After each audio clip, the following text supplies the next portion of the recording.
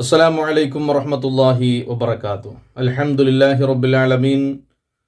വസ്സലാത്തു വസ്സലാമു അലാ അഷ്റഫിൽ മുർസലീൻ വഅലാ ആലിഹി വസ്വഹ്ബിഹി അജ്മഈൻ. അമ്മാ ബഅദ്. പ്രിയമുള്ളവരെ, വിശുദ്ധ റസൂൽ സ്വല്ലല്ലാഹു അലൈഹി വസല്ലമ തങ്ങൾ ഒരു മനുഷ്യന് ലഭിക്കേണ്ട 4 സൗഭാഗ്യങ്ങളെ പരിചയപ്പെടുത്തുന്നുണ്ട്. അർബഉ മിനസ് സഅദ, 4 സൗഭാഗ്യങ്ങൾ.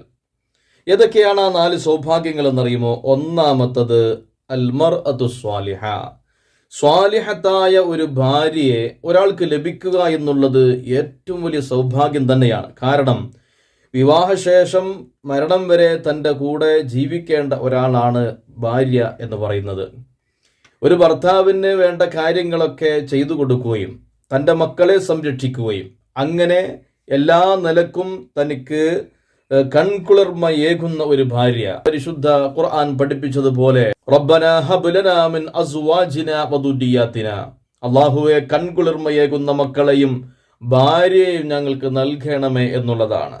തൻ്റെ ഭർത്താവ് നോക്കുമ്പോൾ സന്തോഷം നൽകുന്ന, മുഖത്തേക്ക് നോക്കുമ്പോഴേക്കും സന്തോഷം നൽകുന്ന ഒരു ഭാര്യ, ഇങ്ങനെയുള്ള ഒരു ഭാര്യ, ദീനിൽ തന്നെ സഹായിക്കുന്ന ഒരു ഭാര്യ, ഇങ്ങനത്തെ ഒരു ഭാര്യയെ ഒരാൾക്ക് ലഭിച്ചാൽ അൽഹംദുലില്ലാ, അത് മതി. അവൻ്റെ ഏറ്റവും വലിയ സൗഭാഗ്യം എന്ന് പറയുന്നത് ഒന്നാമത്തെ കാര്യം അതാണ്. അള്ളാഹു നമുക്ക് സ്വാലിഹത്തായ ഭാര്യമാരെ നൽകി അനുഗ്രഹിക്കട്ടെ. അതുകൊണ്ട് ഇനി സ്വാലിഹത്തായ ഭാര്യമാരെ തെരഞ്ഞു നടക്കേണ്ട ആവശ്യമില്ല. എൻ്റെ ഭാര്യ മോശമാണ്, ഇനി സ്വാലിഹത്തായ ഒരു ഭാര്യയെ കെട്ടണം എന്ന് കരുതി ആരും നടക്കേണ്ടതില്ല. നിലവിലുള്ള ഭാര്യയെ അള്ളാഹു സുബ്ഹാനഹു വ തആല നല്ല സ്വഭാവമുള്ള ഭാര്യയാക്കി തരട്ടെ എന്ന് നമുക്ക് പ്രാർത്ഥിക്കാം.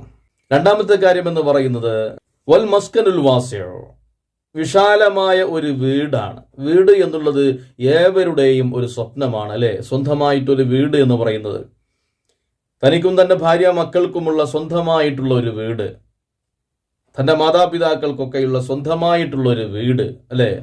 ഏതൊരാളുടെയും ഒരാഗ്രഹമാണ്. നമ്മളൊക്കെ നമ്മുടെ ജീവിതത്തിൻ്റെ വിലപ്പെട്ട സമയങ്ങൾ മുഴുവനും മാറ്റിവെക്കുന്നതും ചെലവാക്കുന്നതും അധ്വാനിക്കുന്നതുമെല്ലാം സ്വന്തമായിട്ടൊരു വീട് എന്നുള്ള സ്വപ്നത്തിനാണ്. ആ മനോഹരമായിട്ടുള്ള വിശാലമായുള്ള ഒരു വീട്, അത്യാവശ്യം നല്ല സൗകര്യമുള്ള ഒരു വീട് ഒരാൾക്കുണ്ടാവുക എന്ന് പറയുന്നത് ഏറ്റവും വലിയ സൗഭാഗ്യം തന്നെയാണ്. അല്ലാഹു സുബ്ഹാനഹു വ തആല ആ മഹാസൗഭാഗ്യം നമുക്ക് ഏവർക്കും നൽകി അനുഗ്രഹിക്കട്ടെ.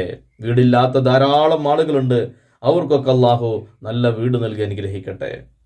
മൂന്നാമത്തെ കാര്യം എന്ന് പറയുന്നത് വൽ ജാറു സ്വാലിഹു, നല്ല ഒരു അയൽവാസി ഉണ്ടാവുക എന്നുള്ളത് ഏറ്റവും വലിയ സൗഭാഗ്യമാണ്, അല്ലേ? തൻ്റെ വീടുമായി അടുത്ത് നിൽക്കുന്നവരാണ് അയൽവാസി എന്ന് പറയുന്നത്.